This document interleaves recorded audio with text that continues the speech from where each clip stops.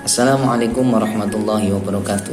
Sahabat yang berbahagia, di yaumil kiamah nanti tujuan akhir dari perjalanan manusia yaitu surga Allah subhanahu wa ta'ala. Namun untuk meraihnya tidaklah mudah. Keadaan manusia pada waktu itu sangat beraneka ragam. Dijelaskan dalam beberapa riwayat bahwa keadaan manusia khususnya ketika perjalanannya menuju surga Allah subhanahu wa ta'ala itu terbagi dalam beberapa golongan. Yang pertama adalah manusia yang menuju surganya Allah subhanahu wa ta'ala dalam keadaan berjalan menggunakan kakinya. Sahabat yang berbahagia, perjalanan ini berbeda-beda tergantung amal dan perbuatannya ketika di dunia. Semakin baik, semakin banyak amal solehnya, maka semakin cepat jalannya.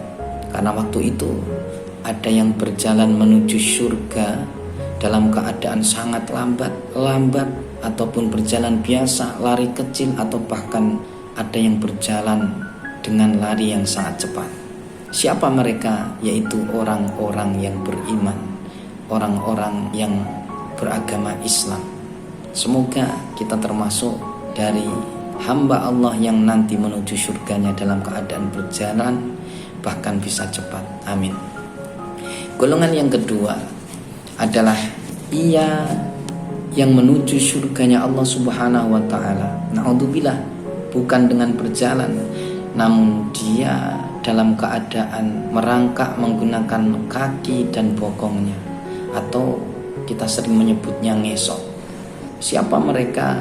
Yaitu orang-orang yang ketika di dunia senang mempersulit urusan orang lain.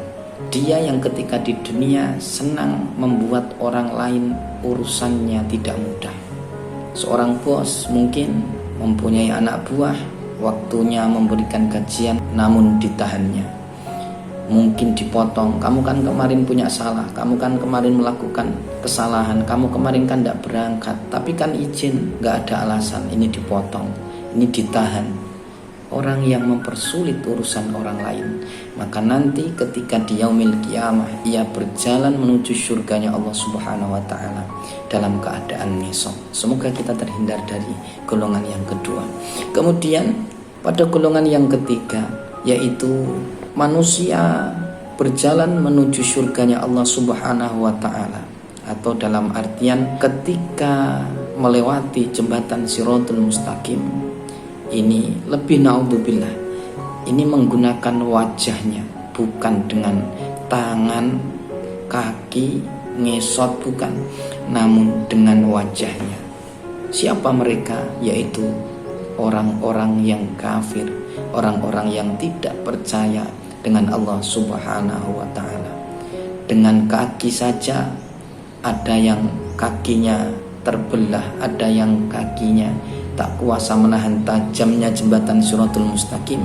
Namun ini ada yang dengan bokongnya, kemudian orang kafir bahkan dengan wajahnya dia berjalan. Semoga kita terjauhkan dari azab-azab yang pedih. Sahabat yang berbahagia, golongan selanjutnya adalah golongan yang memiliki keistimewaan, bukan dengan berjalan, bukan dengan ngesot dan yang lainnya, namun orang-orang yang menuju surganya Allah subhanahu wa ta'ala dengan memakai kendaraan. Kendaraan di sini ada dua.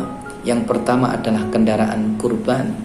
Barang siapa yang di dunia sudah berkurban, maka di yaumil kiamah nanti insya Allah jika kurbannya benar-benar lillahi ta'ala, maka dengan hewan kurban yang di dunia ia berikan untuk agama, berikan di jalan Allah, maka korban ini akan menjadi kendaraan baginya untuk melewati jembatan Shiratal Mustaqim menuju surganya Allah subhanahu wa ta'ala.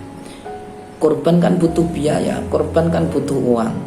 Nah, yang kedua, bagi ia yang belum mampu berkorban, bagi ia yang tidak mempunyai uang untuk membeli kendaraan kurban, maka yang kedua adalah manusia yang menuju surga Allah subhanahu wa ta'ala menggunakan kendaraan masjid. Sahabat yang berbahagia, nanti di yaumil kiamah tempat sholat, masjid, musola yang hari ini ada di sekitar kita akan menjelma sebagai kendaraan yang bagus, imam sebagai sopirnya, yang adzan sebagai kondekturnya. Maka siapa-siapa yang setiap harinya sering berkunjung ke masjid untuk sholat, datang ke masjid untuk beribadah, maka ia akan tercatat sebagai orang yang nanti menumpang kendaraan masjid bersama imam, bersama marbot dan tukang adzannya. Maka di dunia berbaiklah dengan para imam dan tukang adzan, karena mereka nanti yang memanggil satu persatu penumpangnya. Oh, ini Bapak A, ini Bapak B sering ke masjid. Kalau kita punya masalah dengan imam atau tukang adzannya, nanti masalah, ada nama kita tidak dipanggil karena kita ada masalah dengannya. Oke, semoga kita termasuk golongan yang pertama dan yang terakhir. Semoga bermanfaat. Wassalamualaikum warahmatullahi wabarakatuh.